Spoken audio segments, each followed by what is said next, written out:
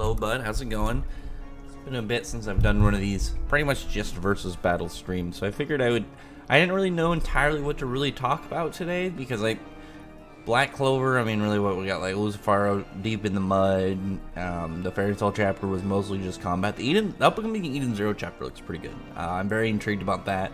When the Four Knights left off on a cliffhanger, Mashable, like, last chapter, what was, like, showing off some bad guys. I don't think there was anything too kind of, like, out there within this last round of chapters, at least to my knowledge. I don't think there was anything that wild, unless somebody can remember anything else. I know, like only recently, like, obviously, like, Luffy got 5th gear, but I don't really care too much about that. What's up, Irene in July? How are you doing today? How's everyone doing here? And just because we haven't had one of these events, so this is pretty much just going to be a versus stream. All you gotta pretty much do is ask versus stuff. I will give my response to them, and I guess we'll pretty much just talk about that the whole time. Probably like an hour and a half, maybe 2 hours. Let me post real quick on Twitter to see if anybody wants to come chit chat about versus stuff.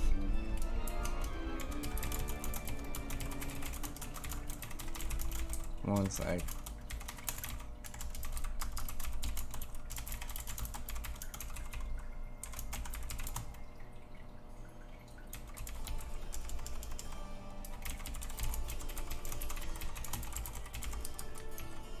Okay, that's pretty much it. That's all I'm gonna do. I don't even need to do hashtags. I don't need to hashtag the versus stuff. The people like versus stuff will know. And they're not out there looking for their tags. They're looking just specifically for characters saying who's gonna be fighting who. Are there any matchups that people got? Anything that people want to kind of put out there? I had one that I put on Twitter, and I mentioned before, I didn't think it was gonna be as crazy. I don't have the versus match Twitter clout that Quan and Faith have. They put something out there's gonna have like 150 retweets or some crazy shit. So they just know how to do it. They know how to get them responses. Like, I don't want, it wasn't as hype, but it is what it is. I guess my talent is not Twitter versus matches. It's random, on rare occasion, useful cross-verse photoshops. Like, after like 6 months of making one will be relevant to a conversation, and bam, then you can actually put one out there. I just got back from Comic-Con. Oh, that's nice. Did you get anything cool? I try to be careful whenever I go to conventions, just because, like, I know I'm gonna spend a lot of money. Like, every time I've gone to one, I've spent at least like a couple hundred. So, like, I haven't gotten any in like 2 or some years, probably like 2 years and some change. It's probably for the better. Luckily for me, like, most of the figures and stuff they have there are like My Hero, One Piece, and Dragon Ball, so I don't really care too much. Whereas, like, I just saw. There was a Chainsaw Man one going around on Twitter, Makima, but there's an actual one of Denji that I really want, that I stumbled upon the other day, that I want to get at some point this year. I still have my Jalal figure I still haven't gotten. Statue or whatever. It's been, like, sitting, waiting for me to eventually get it. Pretty wild that the top 5 of the guild are Nuts, Urslaxis, winning guild arts. I mean, Gray's that contender in between that, though, but I mean, I can definitely see why Gray would get excluded right now. He hasn't got any like big combat feats pretty much all 100 year twists. He got some stuff with Hakune, but I mean, like, nothing in comparison to like what the other cast members are getting. Engine from Gachi Akuda. I haven't read that yet. That's on my list. That's with like the Dawn series. I need to start that. I really want to get to that, and right now I'm slowly rereading Fairy Tail. I'm just kind of doing like a chapter, so like every day or whatnot. They should make a Gun Devil statue. That'd be so cool. If I was gonna have one Devil though statue from Chainsaw Man. Let me think actually about that really quick. Who would probably be my favorite? I feel like just probably the Darkness Devil would be really cool. The Darkness Devil, or let me think, or Reze. I think Reze in her hybrid form is definitely one of my favorites. Wendy is not top 5. Wendy though is like. Wendy's like Lucy, where she's actually really strong, but like the thing is, like, she is not, her value in a fighter is not just straight damage. Like, Wendy just has such considerable level of utility with her abilities at this point, and on top of that, she's like starting to really get pretty broken in like how she can dispense it. So it's like Wendy's one of those where I can see people slipping in and out of the top 5. What tier do you have the Eclipse Celestial Spirit King at? I mean, I don't want to talk about any of that. Like, I know you guys get weird with some of that scaling. I don't agree with it. Like solar system scaling, whatever stuff. Gray's feats. I mean, Gray has higher level feats, but I mean, Wendy has ways to get around that. Like, you can beat a character stronger than you if you have enough smarts and you have enough tactics to you. Like, there's always that, like, if the gap is big enough, that's not gonna matter. But I'm like, I don't think the gap is that big between them to where, like, Wendy couldn't do anything. Obviously, it'd be an uphill battle for her, but I feel like it's something that is like, you could logically give her a win. Whereas, like, obviously, like, you're gonna be able to see, like, Gray be like, yeah, Gray's definitely gonna win way more often than not. How's everybody looking? Because they're not consistent. I don't want to go too much over them. They're not consistent with anything. You can't have consistent line of power levels and then jump randomly up to like solar system feats and then right back down to what was consistent with what was in line before said random outlier feat. I'm not going to go too much into it. I do not like it. I've said it before. I'm about consistency. I'm not going to give Fairy Tail outliers just because it's my favorite one. I keep it straight on that one. Chainsaw Man, Shippuden, we need to see more Primal Devils. I really hope we get to see more Primal Devils. It's going to be a bit because Fujimo just seems to be doing all these weird one-shots and stuff. It's probably just helping his creative mind. I bet he's also like watching a lot of like new and old shows, probably like watching a lot of like the stuff that he like his like a lot of like more creative roots come from. Probably just trying to get like a lot of ideas going. Haku does not beat Hakune. Yes, he does. Haku blitzes and completely just wipes her. That's not even remotely close. That's disrespectful to Haku's level. Haku's goofy, but like we know that Haku was not fighting seriously against Wendy. What's up, Joe? Is it Joe or is it Joe Z, I guess? Tristan and Lancelot versus Austin. You know, Austin, you know, clap. If you said part 1, Asta and Yuno, and we waited for Percival and Tristan just to get some Tristan and Lancelot rather, not Percival, to get some more feats.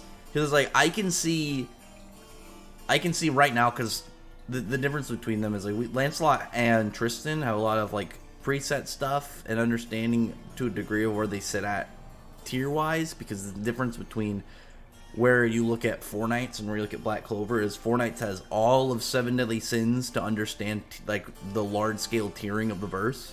So whereas like we can see characters like Fittich, we can like kind of like, I don't know off the top of my head, like I can't just be like, oh, based off feats, Fittich would be comparable to, you know, X, Y, or Z Holy Knight if you compared him to 7 Deadly Sins characters, and obviously Lancelot crushed Fittich, so you'd be able to say like Lancelot would be much higher than whatever spot that would be in 7 Deadly Sins, so you'd be able just to apply obviously the scaling of that spot to him. Same thing with Tristan, but the problem is we don't really know too much about him. We've only really seen a tiny bit. I think once we get like an actual full fight between them and kind of get an understanding of their abilities, that's more of an argued fight for part 1, like pre-time skip Austin, you know, obviously not current. Yeah, the Haku downplay is weird. Hakune doesn't blitz Haku. That doesn't make sense. I don't understand where that scaling comes from, considering we just saw Haku be relative to the other members of the Dark Dragon Slayer Knights. The only problem is he didn't want to actually defeat Wendy.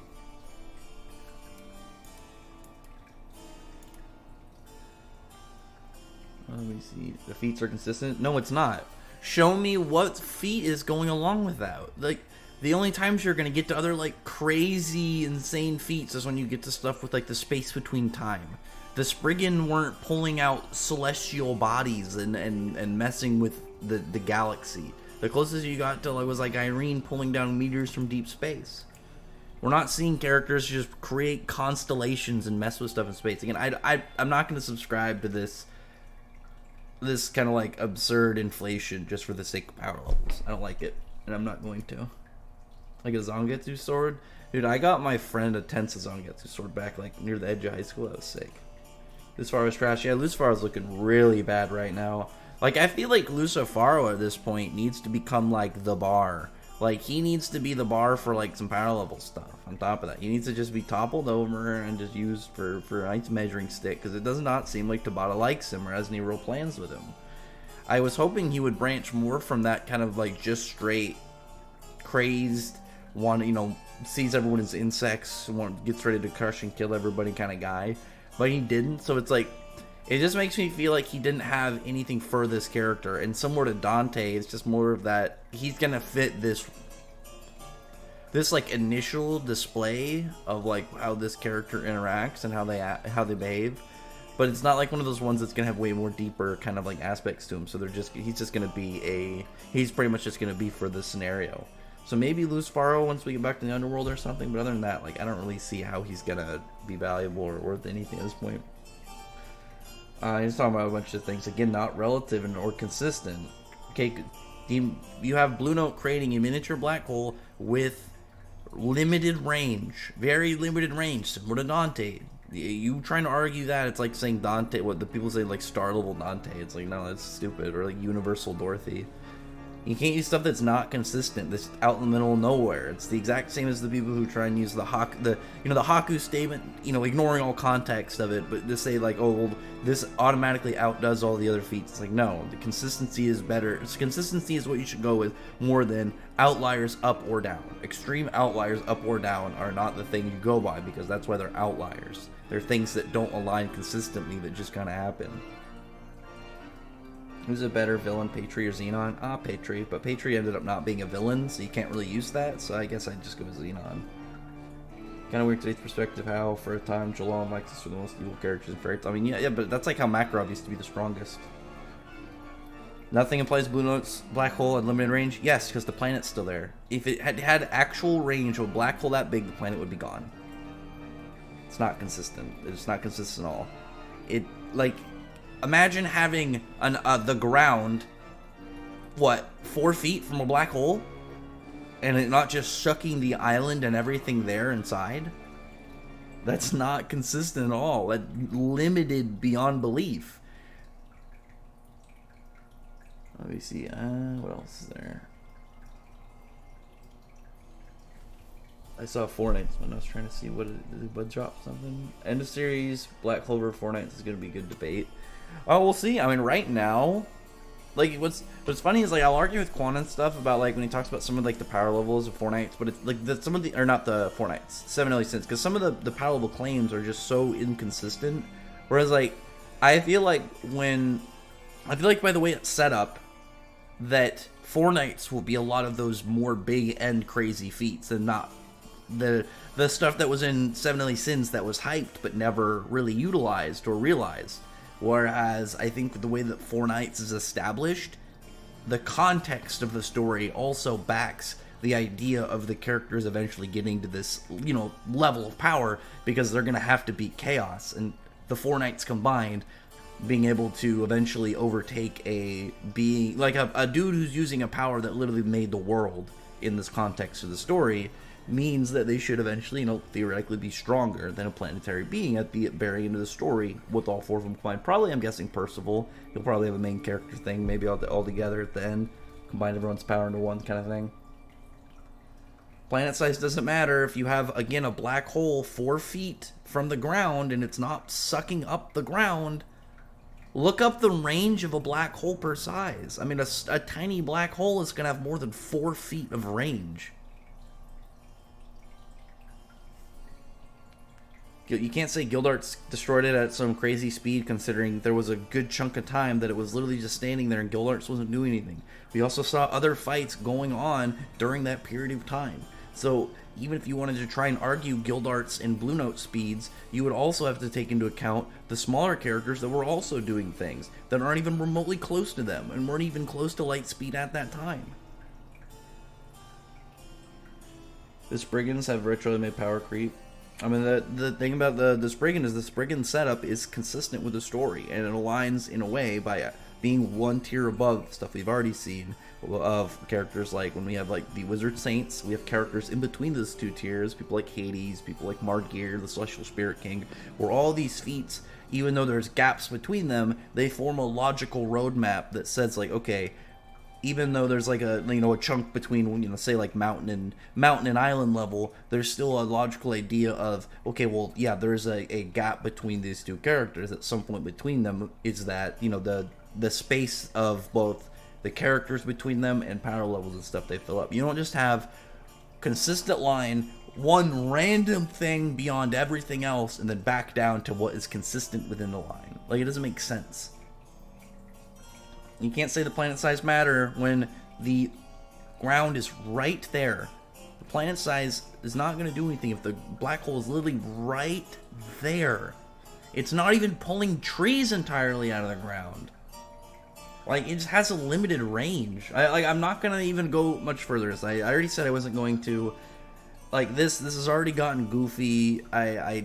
Like, this is the same argument as when I see people say, like, Boruto is universal, or Ichigo is multiversal, or, like, anybody that just, like, they go far beyond anything to try and, like, become Dragon Ball, and no thanks. I'm not gonna really humor much more before anything else on it.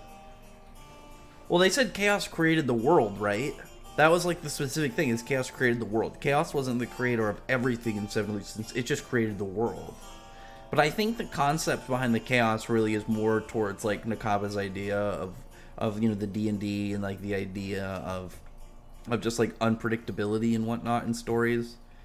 Because I do remember when the Chaos stuff was happening and he showed, like, a D20, and that's one of the things I know is brought up in, like, I don't know to the degree, but I know in, like, D&D stuff, the idea of obviously, like, your actions, you're basing it to chance and rolling, that's an idea of Chaos. And we saw a D20 in his full setup for it, so I'm wondering, like, how that's gonna play into his story, or if that was just a nod. Nozel versus Acnologia. Acnologia can literally just smash him with his tail and he's dead. Logic Natsu is multiversal by taking multiple universes slapped into him. Like some of this stuff is just too crazy, and I don't like stuff that just doesn't make sense and it doesn't align with where things go. Like, you have to look at the context of the story, the context of what the author's doing, and there are outliers. You have, like, even a really small one is, like, when Urza didn't move Kagra out of the way of falling rocks and it smashed her leg. When it's, like, and you look at all the speed feats, like, she could have literally got up and walked over there at a casual pace. Especially in her clear heart armor, it should have been no problem. So it's just, like, you just look at, like, those outliers, and it's like, yeah, you just don't really count those. Because there's just times where the author is going to make a character seem way slower, way weaker than they should be, or way more powerful, way faster than they should be. I don't think of that in any of these series. Like, you can say, like, oh, I don't think that any of these series are strong. I think they're strong. I think that some of the claims are just too much. Some of the claims are just so beyond anything I've seen, and it doesn't even line up with context of the story. Like, you can look at some of the stuff with, like, the Spriggan. And obviously, like I said, you have to look at context. We know where Aetherion sits with them. We know where they scale off of. We know information about Aetherion. Okay. But we don't look at it and say, like, well, one character randomly is going to be, like, solar system level, which make them all the same thing. No. Obviously, that's not something that was not a conversation with the Spriggan, but I'm just using it as an example. The same thing with, like, Naruto and Boruto. I'd say the same thing about Fairy Tail. Things that don't make sense and don't align with, I'm not going to go with. Like, parts in the anime, and I'll just say, like, I don't really care. Parts in the anime where, like, there's, like, that one Otsutsuki in the anime where you have, like, Gaara's son matching him, which makes no sense whatsoever for anybody. It's like the part when Krillin matches Goku in Super with the Kamehameha. Like, that makes no sense. This is nonsense. It makes no sense with the story. It's just something that they did without thinking. It's really inconsistent when anyone done anything Star Level ranges Blue Note's level. I mean, like, yeah, it's like, you think that literally everybody after Blue Note is Star level. Anybody after Blue Note is gonna come into the force of an attack with, like, a dwarf star or something? No, that's stupid. If that was the case, Machine wouldn't demonstrate that. We have stuff like, going in line of, again, I'll use the Spriggan, because the Spriggan are a very easy example. When you look at, like, stuff like the Wizard Saints, you look at their tier, you see a lot of stuff like Mountain, just small island level range. For the most part, obviously, God Serena, and when you get to the end, is kind of like comparing August to the other Spriggan. But you look at a consistent line, you look at stuff like Marred Gear and the Celestial Spirit King being able to do stuff that, when we saw, like, full power Laxus in Natsu with his Lightning Flame Dragon mode, is able to destroy a big chunk of that island. Different island sizes, but you see, like, the capability of, like, Marred Gear and the Celestial Spirit King, and they're doing things like that more casually with way less effort, way less power put into it. And then you get into like Spriggan, you see a level that makes sense. And then when you get statements like, you know, the Spriggan are all as capable as each other, and you have stuff like Etherion into the fray and scaling them up with Etherion, it lines up logically. You don't just have, you know, there wasn't just a random statement of like one, like if you had just one of them, like one random Spriggan be like, oh yeah, I have all these powers of the Celestial Spirit Beast, and starts randomly messing with the cosmos, and like nobody else is doing anything like that. That'd be really weird. But at the same time, it'd be enough of a display that actually makes sense. Whereas like, what, like one random thing that they didn't even actually beat, they like Natsu went inside and like messed with the Celestial Spirit King inside the star that was holding him as they failed to fight this thing. Yeah, I'm sure that scales. I'm sure that lines up. Yeah, Natsu coming out of there, I'm sure, is like running around into Tartaros in base with galaxy dragon fires. I mean, this doesn't make any sense. I mean, even the stars over in the Celestial Spirit world, like, we've seen their planets. They're, like, the size of what, like, cars? You can claim Natsu's multi-continental, but known as destroyed a continent. But you can look at aspects of the series. You can look at context. You can look at things, again, knowing about how things like Etherion work. Etherion, from what we have been presented and what we are given, is existent at a specific level of energy. When a specific level of energy is reached, Wall is able to achieve it. We know that 9 out of the 12 Spriggan are equal and as capable as each other. We also know that is not just some random off feat. That's something consistent throughout the story. That's something we know of, that we have known since the early story, and we have, again, consistent information about it, including things like a blast radius. Not just saying like, oh, it can destroy a kingdom, it can destroy a country, it'll destroy, you know, whatever vague wording you want to say. They straight say the blast radius, meaning not even talking about a crater, not even talking about how it destroys things, because energy value is massive into it. Like how matter is destroyed or messed with is a huge factor in how you look at feats. If you wanted to get into like actual energy yields, I don't really like to anymore because calc people are annoying. But when you look at all those things, and you don't even take into any account the extra aspects, you lowball it the fuck, it's still continental. Just from the fact we know it's blast radius, and the fact that we know how big even small countries in Fairy Tail are. And on top of that, you can look at those feats and what Natsu and them are doing in base, and then you have known multipliers on top of that. So the argument of that doesn't make sense. It was like the whole Haku argument, when they're saying like Haku wasn't able to, or like nobody after that was light speed, but then it's like Wendy in base was able to react to it. So even if you go at that logic and say, okay, well then at that point base Wendy's light speed, but then that means that Dragon Force Wendy, who's a Dragon Force of multiple 100 times multiplier, is going to be hundreds of times light speed. It's like, even if you lowball the shit, you still end up way crazier. So like it goes both ways on that one. You can't also say like, well, that's just not showing anything continental. You can look at feats and you look at things comparatively to know where he sits. And then again, you also have stat multipliers. You have set things in the series that say if he does this, stats, capabilities consistently will go up dramatically by set amounts of numbers. I'm not going to argue with Therian's multi-solar system level. It's fucking stupid. Nozell over Yami. Nozell is not over Yami. Yami performed way better in the Lucifaro fight.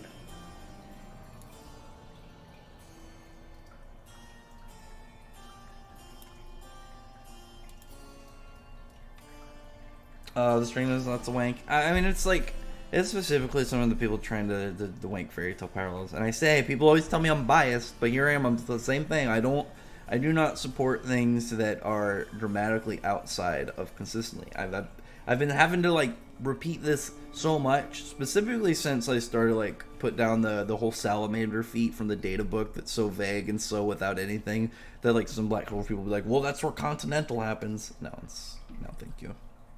Not how that works. Dorothy's dimension is not infinite. Yeah, it's not. It's shit like, we don't need Sosa to come back in with this. Oh shit, that's my phone. My bad. It's probably loud. Anyway, who's scaling Lucifar over Zeref? Like, scaling over Zeref at all is ridiculous. Quan versus Josuke, both have 2 days of prep. They're going to Portland, Oregon? 2 days of prep? I mean, Josuke is going to show up with guns. Quan doesn't have anything except for his hands.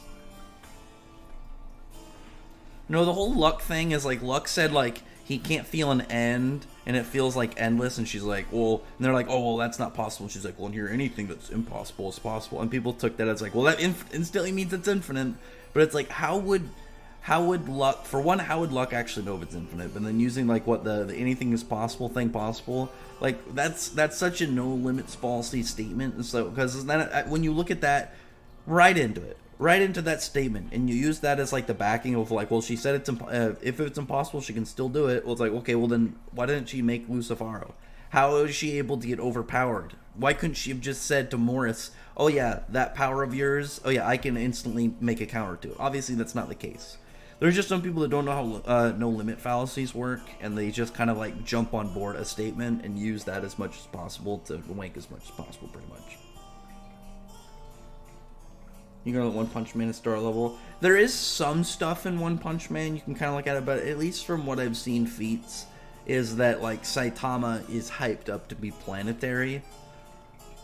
This just based off of some of the stuff, because like there was that one that said like Boros could collapse a star, but there's nothing in line with it. But going off of feats, I really think the best we can really have right now is planetary. That's at least what my interpretation. Granted, I'm not caught up with One Punch Man, so I don't know. Just based off of my current understanding of what when I've looked into the whole thing before about like One Punch Man stuff.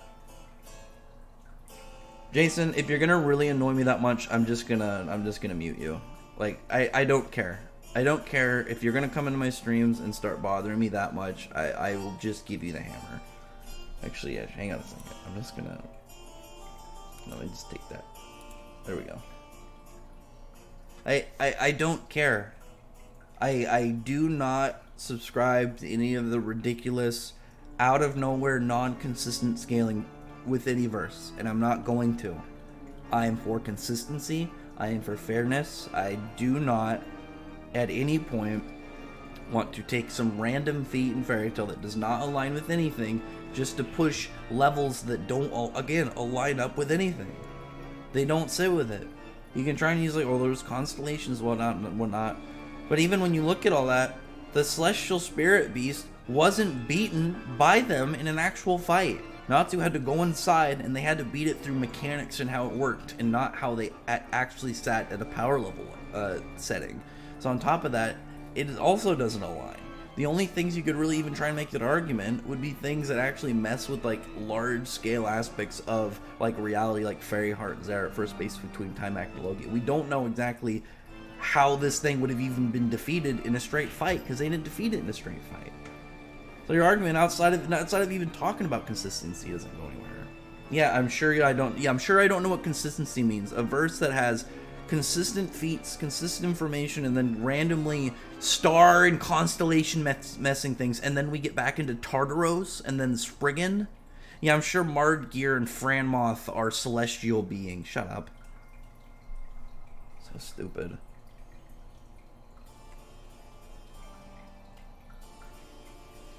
I don't know what you're talking about.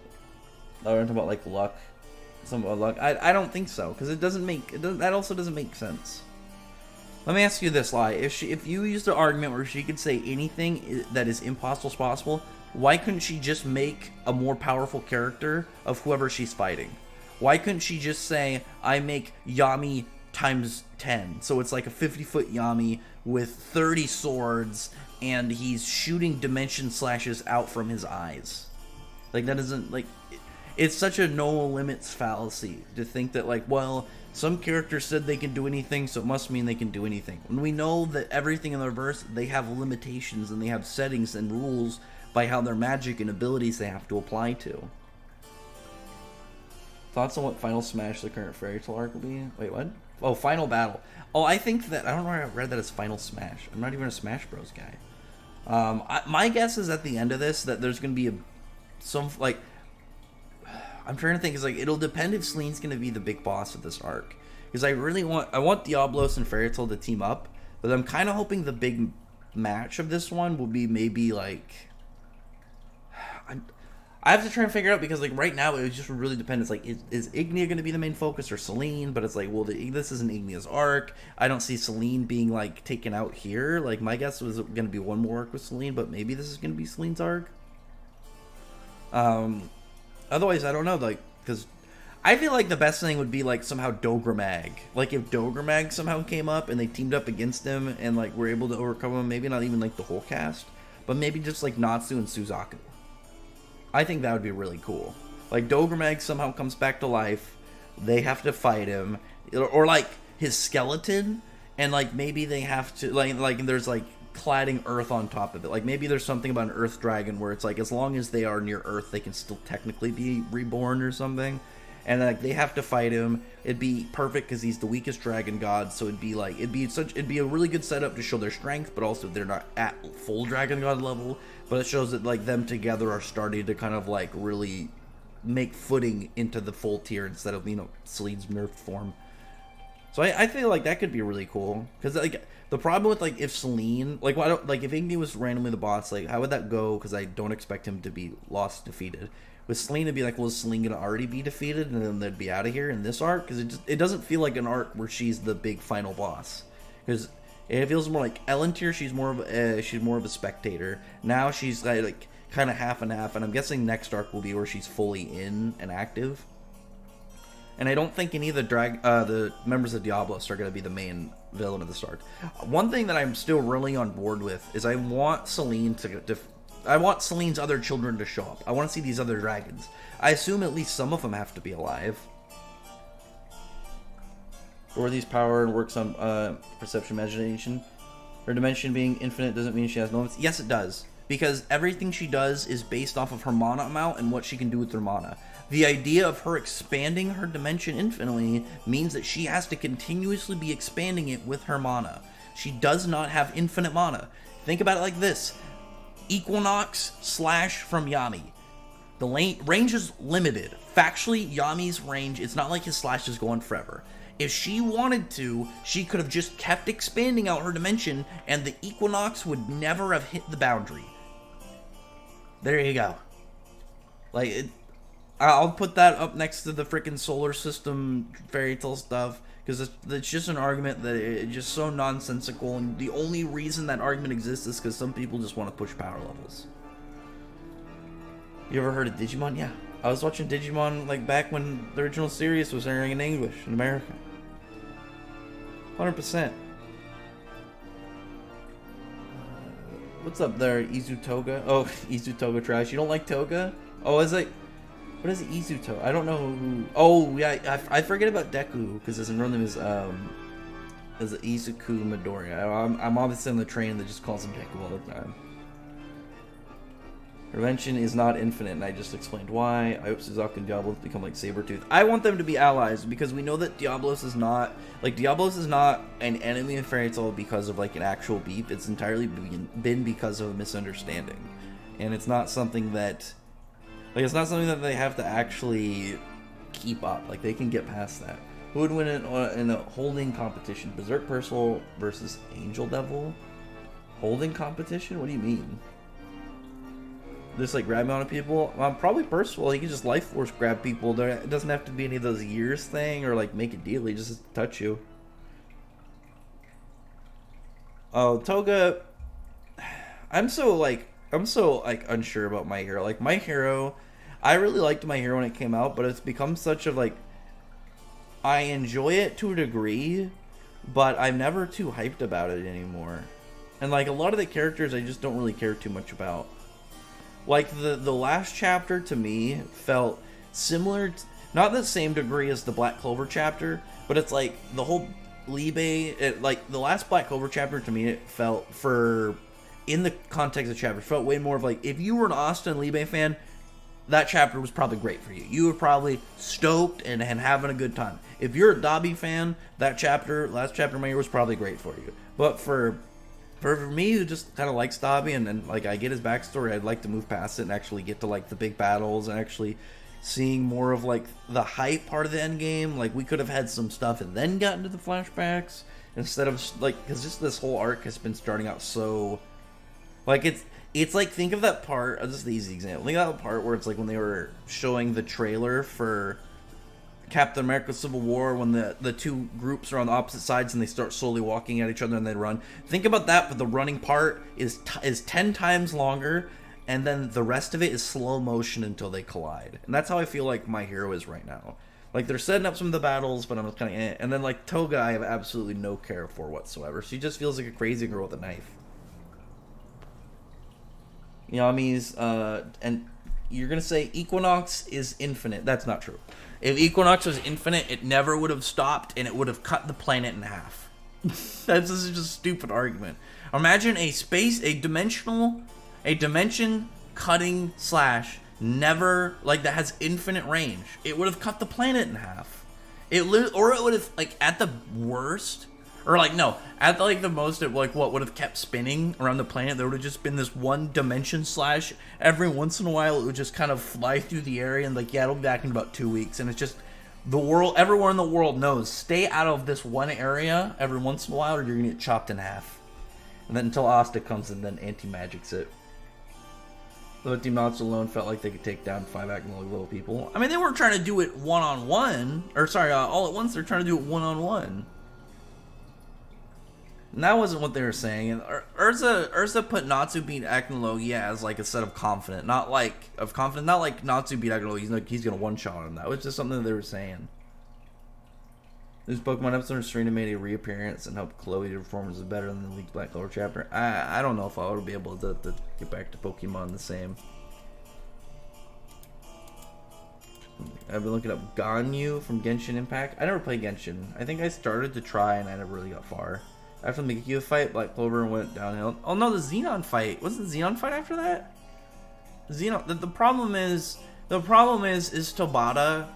Tabata, like, he's moving really fast, but it's in one of those ways where, like, if we get past this arc and, like, maybe after the Lucifero stuff, he sets up a lot of really cool stuff. If you reread it and then got to that part, it'd be really cool, but we are reading it weekly and reacting to it weekly, so there's still that degree of, there should always be a degree of, like, you know that if things aren't over, because obviously Aldra Malik is right there. And you know that, like, Tabata is setting something up and he's got plans, but still, like, you have to look at it also. Like, Lucifero got all that hype, all that build up. The first chapters of him out of the gate, like, he was doing good, he was looking good, and then he just got, like, he just kept fumbling. He did nothing but really try and punch and stomp people. Like, how are you worse with gravity magic than Morris? And Morris is another character. There's the fact, like, the whole, like, immortal bodies and stuff, the fourth so gratis sibling and whatnot was mentioned. If he brings, like, Morris, Dante, and Xenon in the back and plans to do more and expand more, great, I would be happy then. But, that, like, obviously, the gap of time, the real-life gap of time that I felt, like, knowing Dante got, like, last time we saw Dante, he was off-screen because Jax showed back up. So as far as you know, yeah, Dante is defeated. It made me sad. I was on board of, like, we don't know that Jax is going to no-diff him or whatever off-screen, but, like, Tabata seems to have just let him die off-screen, and we don't know exactly what's going to happen with that. Percival stats already with self-healing, too crazy this chapter. Oh no, so his weapon isn't a 10 times amp. It's like the way that it's described, it's the conduit, it's not at 10 times Percival, it's like a 10 times his attack, I guess, is the better way to say it. Like, if Percival's thing instead was like a speed-based power, and then he got some boots or something that he was able to do the exact same thing with his sword, then it would be a 10 times. I guess it's 10 times specifically for his offensive power. Because it is 10 times, but it's not a 10 times multiplier and everything. It's not a 10 times Percival multiplier. It's a 10 times Percival attack output multiplier. Because we know that 7 Deadly Sins characters, there's a big difference when they have, like, a compatible weapon to put their magic into and channel it. As far as Token Sauron going for Excel, isn't Sauron like I don't know the full scale? Isn't he like some form of, like, weird conceptual being? I feel like Renga did longer cut than Yami's mentions. Oh yeah, there's nobody that can deny that. Renga's slash went to the horizon. It went, like, miles and miles. Man, I wish Build King the power levels would have been crazy. I wish Black Clover had just one good villain. Oh, we have Zagreed. Got Zagreed. Zagreed's a good villain. I'm keeping Zagreed. I'll hype up Zagreed all day. Zagreed is cool. He was menacing. His anime appearance even enhanced all that. He had a spooky power that kept him OP, but it wasn't so OP that he was beyond defeating. I thought Zagreed did really good. And I think that's part of the problem with the Devils after. Magicula's done good. Magicula did good. Magicula has done, in my opinion, I think Magicula did a really good job as a villain. On top of like the fact we knew Magicula wasn't the main villain, we knew that Magicula was just someone extra, and we knew that Magicula like was only beaten like a third manifested and still could come back. Magicula, I think, did a much better job than a lot of the other antagonists this arc. I even personally think that Magicula did better than Xenon. I think Magicula is a way more threatening villain and someone who is more interesting to watch. Xenon was cool. Like, I like Xenon, but it's like Xenon outside of where he, like, aligns up with Yuno is not nearly as interesting as, like, where Magicula sits. Like, when you look at Xenon, Xenon's best thing is he is evil Xenon, or sorry, he's evil Yuno. But you look at Magicula, you know, like, where Magicula sits in the lore with curses. We know where Magicula relates to some of the characters. We know that Magicula is clear. Like, the fact that Magicula doesn't look as plain as the other one. She's got, like, the whole evil little demon girl vibe to her, like some like Omen type thing. I thought that was really cool. I like that about her. Like, her character stood out in multiple different ways. She was smarter about her magic. She made more observations about the people around her. She planned. She tactically looked at the area, and she was able to actually be intelligent as a villain. She didn't just like see Asta do a bunch of anti-magic stuff and be like, well, I guess I'll just watch. She saw like, oh, that's the problem. Magicula is a boy. Magicula is definitely a female. Come on, like, that's obvious. If Magicula ends up being, maybe it'll be like Gloxnia, where it's actually just some trap fairy type thing. I'll be surprised, but you know, if that happens, that's just how it is. But as far as I can tell, Magicula is a female devil. You want a bunch of new gen villains compared to the 90s and 2000s? I mean, they're still good villains. The problem right now is like a lot of the big newer stuff. When you look at like My Hero. Here's the thing. I'll use a couple. Muzan was ass. Muzan sucked. I personally think Muzan is worse than Lucifaro. I think Muzan is the worst new gen big villain that I've seen so far. I think he was pathetic. Kokushiba should have been the main villain, 100%. Black Clover's problems, we haven't had like a big villain since Zagrid, which was 2+ years ago. What, 3 years ago? My Hero, you have like My Hero's cool villains, but their main two villains, like Shigaraki's just kind of and then like he doesn't really have any direction. He's just kind of like this crazed berserker. And then you have All for One, who's just kind of boring. And then Jujutsu Kaisen, Geto's cool, or I guess not Geto. I guess it is like, what's his name, Kenjaku or whatever. He's cool, but we haven't really got to like actually him in a large scope. Whereas like Mahito was cool, but Mahito got dogged in the last arc. So like there's just a spot right now when it comes to the newer shonen that are kind of like if you read like right now, I'd say the best ongoing for new gen is probably Ziggy. Like, I'm trying to think about it. Ziggy is pretty good. Legitimately, Ironsides is pretty good. I'm trying to think more for Shonen Jump though too right now. Ruin in Undead Unluck is doing pretty good. Is it Father Adam? I can't remember. And Mashal is doing pretty good. Like the Mashal villains are looking pretty fair.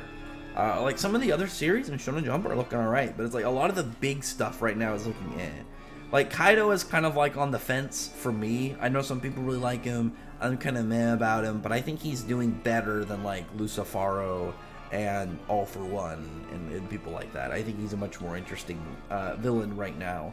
The problem is like Oda took away all tension, and now like there's no chance of him killing any bodies this arc.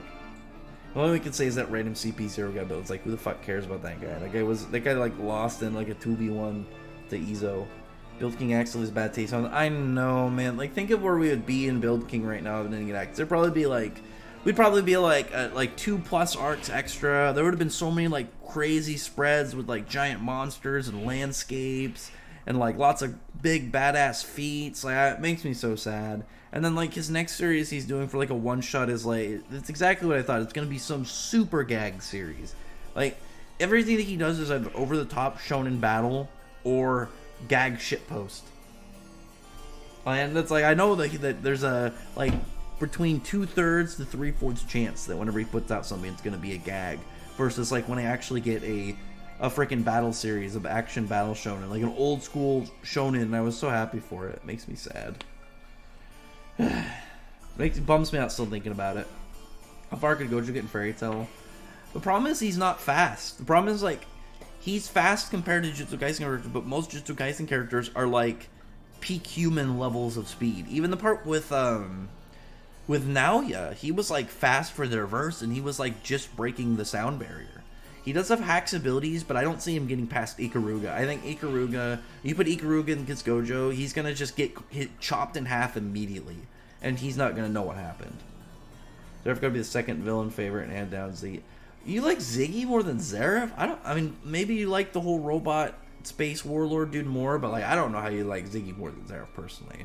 Zeref is like Mishima's magnum opus. Like, the only way that he could improve upon Zeref is like show, like, I feel like just to show more fights with him. I feel like if we just show more of Zeref's capabilities, maybe like seeing him create the Aetherius for the first time, like stuff that's more showing of his level, because that was one of the things that was like Zeref. Like, Zeref's, like, probably weakest area is, like, because of how powerful he is, we never saw, like, the full extent of, like, where he was in a fight, because most characters couldn't really compete with him. He could just crush most people in the verse, so, like, we never saw him. Like, I really wanted to see, like, just, like, him in a fight where he actually really wanted to fight an opponent.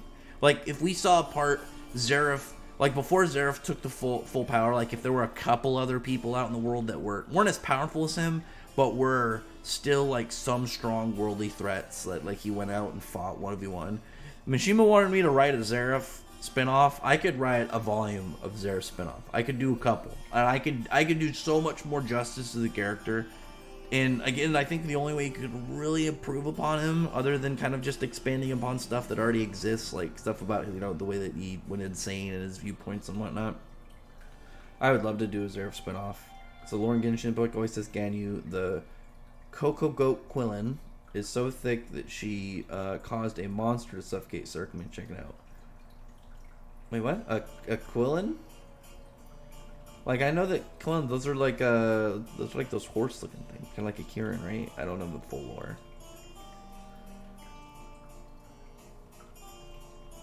What's my thoughts on JoJo's Bizarre Adventure? I got through 3 parts of JoJo. I just haven't gotten back. When I was reading JoJo, though, it was like, this was before better scans started to come on the internet. Like, you have to keep, when I was reading JoJo, there were times where chapters were translated in MS Paint, because whoever did them that uploaded them onto this site probably did it in like 2007 or 2008. Like, that they did it on MS Paint, uploaded it on there, and it's just like, you can tell, like, the way that the art looks, like the way that it was re-uploaded. You can tell by the way that the text is both set in, like, the format and how it's aligned, how it doesn't, like, blend in with the coloring of the panel and whatnot, the way that the black and white on art stuff, the way, you know what I mean, like the way that you can just see, like, it just looks like somebody edited in very obviously without even making it blend. Was it Chillin, whatever. I don't really know anything about Genshin. I mean, you can send me images. I don't really know how much, like, I don't know if I'm gonna play it, just because, like, I know there's a bunch of other games I've been wanting to play. Like, I have that Kirby game I haven't really got too far in, because, like, I'm right near the end of Elden Ring, and I want to beat Elden Ring, and then I want to start on a New Game Plus, because I want to get, like, whatever the best ending is, and I want to do all the quests and beat, like, all the additional side stuff and find any hidden areas and whatnot. But, like, that's something I plan to do over a long period of time. I pretty much just want to beat the game soon and then get to New Game Plus. The 1-year anniversary of Final Chapter is next Monday. I know that makes me sad, but I still miss Build King. I would have been so happy if, like, another magazine picked up Build King or something, or, like, not, like, just this, or if he went, like, bi-weekly, or, like, if there was just some avenue to keep it around. Like, I know a lot of people don't like it, but I genuinely really like the old school style. I really like the whole vigor system. I thought the main character was very entertaining and fun, but unfortunately some people didn't get it. What if Natsu's daughter is named Mavis and his son is named Seraph? That'd be a little strange. Not like in a bad way, but it'd be like, I feel like that'd be weird for, like, the people there. Imagine if Elden Ring got turned into a manga. That'd be pretty cool. I think they said that they were trying to do other media, so we'll probably get an Elden Ring show at some point. It just depends on who the main character would be. I think, actually, if they did something like that, it'd be good to do, like, a lore thing. Like, show a lot of the events before they happen, right? Because you changed Black Clover, what would you change? One thing I'm gonna say it, but I gotta put up a disclaimer. It's not a power level thing, but it sorta is. I would have liked the Black Clover power levels to increase at a slow... Like, I'm fine with where they're at right now, but it's like, I would have preferred right now where we're at in Black Clover to be like another arc in. Like, if we finish this arc, like, if there was a full arc in between this, not the Devil Banishers arc, but like an actual arc between these, where we had like, it just feels like Asta jumps levels too fast. That's the only thing to me where I'm kind of like, eh. But like, I'll give an example. It'd be like if you took Fairy Tail and just like all the big jump arcs, like when power levels, if you took out the stuff in between them and just connected them, it kind of feels like how Seven Deadly Sins was. Not to the same degree, but it's just like some of the escalation at the speed makes me kind of like, I just wish it slowed down a little and it still got to these points. But like, I wish like right now Asta would be clapping 50% Lucifaro after, you know, a couple more fights with devils. Like, I would have really liked it if it's like the whole Spade arc ended, there was some calm before the storm, you know, maybe the gate didn't fully close, Lucifaro 50% gets out, and then maybe they have like another 20 to 30 chapters set up where they go and they fight it, and it's more about like imagine if everybody went into this fight fresh, and it was more like, instead of it being the end of the Spade arc, it's like a follow-up, like if you imagine playing a game and it's like, oh, you just unlocked, like, doing an event where it's like a calm before the storm, but then it's like, oh, the place you just went, a secret boss just showed up, you can't advance until you go defeat this boss, or it's like you have to. And so it's like, they got back, they got rested just right where they thought things were getting good, bam, they all feel Lucifaro's presence, and he like shows up over the, like if he showed up over the Clover Kingdom kind of like Pain, and started doing some moves like that, like I feel like that would have really worked better. Like, again, Tabata might be planning something different out than instead of making Lucifaro the big bad guy or something he wants to do, but I personally would have just liked to stretch the levels out a little bit more. It just kind of has, like, I'll give another thing. It's just like, I do wish Black Clover had this, and I'll use Fairy Tail again. The way that, like, before Fairy Tail usually has, like, a big arc, there's, like, a small mini arc in between it. There's, like, a 10, 15 chapter arc or something like that, where it's like the characters are going to be up against some stuff. You're going to see them more in kind of like that middle. And then kind of like if we got... Like, I would have really liked if the Dark Disciples were more formidable and more stretched out too. Like, if the Dark Disciples... Like imagine if by the end of it, like, a Dark Disciple was... Like, if we started out where a Dark Disciple was, like, a more of a mid kind of, like, level effort for Asta, but it's like we end this arc with him no-diffing him and then going off to fight and beat Dante instead. Like, I get, like, the Magda stuff was cool, but, like, I would have preferred if Dante was that final villain of this arc, and then, like, stuff happens to set up Lucifaro and everything after that. Because it's like, once we understood where like, when we looked at, say, the other Dark Triad fights, and we understood where the captains were compared to them, when there's not like a straight power counter involved with stuff like Dante's gravity magic and his body magic, just, you know, noping what pretty much what Yami could do 90% of the time. When you don't take that into account, there's like, they're stronger, like the Dark Triad were stronger, but it wasn't so far beyond them that they couldn't fight back. Like, it was still a fight for them. Again, it was just an uphill battle. If Asta ended this arc at like just being able to beat them, where it's like similar to Naruto when he again used to compare things, nothing against Black Clover, just as like a reference. If it was similar to like when Naruto beat Pain, and it's like you knew that Naruto, even though Naruto wasn't a Jonin, you knew he was stronger than like pretty much everybody else in the village. The same would be like, well, Asta's a low-ranking member of the Black Bulls, but you would know at that point Asta's stronger than, you know, pretty much any of the captains. Whereas, like, now, it's like he's not only stronger, but as far as we know, like Asta right now is sitting at the strongest character in the verse. We don't, like, 50% Lucifaro. Obviously, there's more to come. But, like, as of right now, none of the other characters we know of, if you put them against Asta, and, like, that we actually are aware of, that we know their feats, know their capabilities, are going to take Asta. Thoughts on Elon's becoming Twitter's biggest stockholder? I mean, he's getting an edit about it, so it's good. Gotta go to work? Well, you have a good day, my guy. Yeah, I'll look at the Genshin stuff. I don't, again, like I said, I don't know much about I don't really know much about Genshin. You think Mishima will give Shiki crazy hacks because gravity powers can be OP? I still really like the wormhole ideas, but I think that's out the window now that freaking Ziggy got it.